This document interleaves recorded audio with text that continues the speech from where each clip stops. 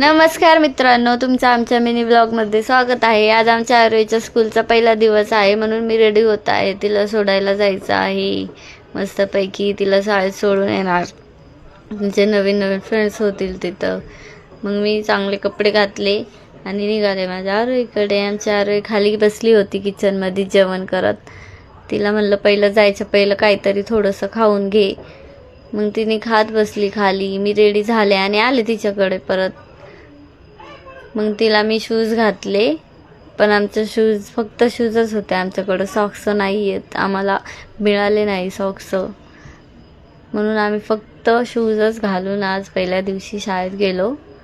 आमच्या आरोही आणि तिच्या पप्पाची मस्ती चालली होती थोडीशी, एकमेकांना चिडवत होते ते। मग आमच्या आरोही निघली पूर्ण युनिफॉर्म घालून, किती क्यूट दिसती बघा माझं पिल्लू छोटंसं। चाललं शाळेला, एवढी मोठी झाली आता, फर्स्ट स्टँडर्डला गेली। मग जाता जाता आम्ही मंदिरात गेलो, म्हणलं सोमवार आहे जाऊन महादेवाचं दर्शन घेऊ, पहिला दिवस आहे स्कूलचा, चांगलं आहे। मग आम्ही जाताना तसंच मार्केटमधून गेलो, पिंपरी मार्केटमधून।